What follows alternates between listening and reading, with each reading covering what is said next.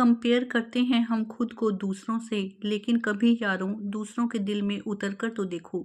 नमस्ते साथियों, मैं हूं आपकी दोस्त दीपिका और आज फिर आई हूं एक छोटी सी कहानी के साथ। एक बार एक व्यक्ति की पैंट की जेब में 1 रुपए के सिक्के और 500 के नोट की मुलाकात हुई। तब 1 रुपए के सिक्के ने बड़ी कातर सी दृष्टि से 500 रुपए के नोट को लगातार देखा। जब 500 के नोट ने यह देखा तो उसने उससे पूछ ही लिया कि 1 रुपए के सिक्के, क्या तुमने कभी 500 रुपए का नोट नहीं देखा? तुम तो मुझे ऐसे देख रहे हो। तो 1 रुपए के सिक्के ने कहा कि नहीं देखा, तभी तो तुम्हें देख रहा हूँ। तुम कितने बड़े हो, तुम कितने उपयोगी हो, तुम्हारी तो जिंदगी बहुत अच्छी होती होगी।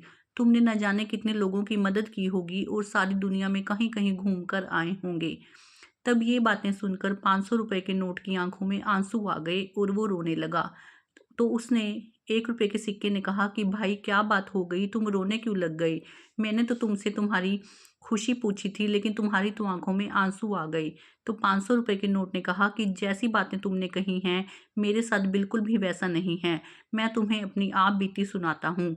सबसे पहले मैं एक उद्योगपति के घर के लॉकर में बंद था, लेकिन उसके पास बहुत ज़्यादा 500 रुपए के नोट हो गए थे। तो एक बार इनकम टैक्स के अधिकारी ने उसके घर पर रेड मारी। जब इनकम टैक्स के अधिकारी ने वहाँ पर रेड मारी तो मैं बहुत खुश था। मुझे लगा कि अब मुझे आज़ादी मिलेगी और मैं दुनिया भर में घूम कर आऊँगा। लेकिन तब उस उद्योगपति ने उस अधिकारी को रिश्वत दे दी और मैं 500 रुपए का नोट उस अधिकारी के घर में चला गया। अब वो अधिकारी अपने लॉकर में ज़्यादा दिन तक उन नोटों को नहीं रख सका और उसने आगे छापे से बचने के लिए मुझे बैंक के लॉकर में जमा करवा दिया। तो दोस्त, मैं फिर से जाकर एक लॉकर से निकलकर लॉकर में ही बंद हो गया। उसके बाद अधिकारी ने कुछ सालों तक मुझे उस लॉकर में ही रखा। फिर उसका मन किया कि वो बिल्डर से एक घर खरीद ले। उसने फिर मुझे बिल्डर को दे दिया। बिल्डर ने भी यही किया कि एक अंधेरे कमरे की अंधेरी कोठरी में 500 रुपए के सारे नोटों को इकट्ठा करके रख दिया ताकि कोई भी उन्हें देख ना सके। दोस्त, फिर मैं वहां से निकलकर अंधेरे कमरे में चला गया और ऐसे ही करते करते मैं अंधेरे कमरों की जिंदगी ही गुजार रहा हूँ। मेरे मुंह पर तो एक तरह से कालक सी लगी हुई है कि मैं कभी किसी के काम आ ही नहीं पाता। एक कोठरी से दूसरी कोठरी, एक लोकर से दूसरे लोकर में। इस तरह मेरी जिंदगी तो बिल्कुल खराब है। मैं तो बस गुलामी की जिंदगी जी रहा हूँ, एक ही जगह पर रहता हूँ। लेकिन दोस्त, तुम्हारी जिंदगी तो बहुत अच्छी होगी, तुम तो बहुत खुश होंगे। तब 1 रुपए के सिक्के ने उसकी बातें सुनी तो उसने मन में सोचा कि हाँ, मेरी जिंदगी तो सच में बहुत खुश है। तो 500 रुपए के नोट ने कहा, चलो अब तुम अपनी जिंदगी के बारे में बताओ। तुम कहाँ कहाँ पर घूम के आए हो, तुम्हारी जिंदगी कैसी है? तब 1 रुपए के सिक्के ने कहा, हाँ, मेरी जिंदगी बहुत अच्छी है। मैं कभी तो किसी बच्चे की जेब में मिलता हूँ उस और उसे 1 रुपए में चॉकलेट दिलाकर जिंदगी की सारी खुशियां दे देता हूँ। मैं कभी किसी भिखारी की थाली में मिलता हूँ और जब 1-1 रुपए के सिक्के इकट्ठे हो जाते हैं तब मैं उसे खाना खिलाकर खुशी पा लेता हूँ।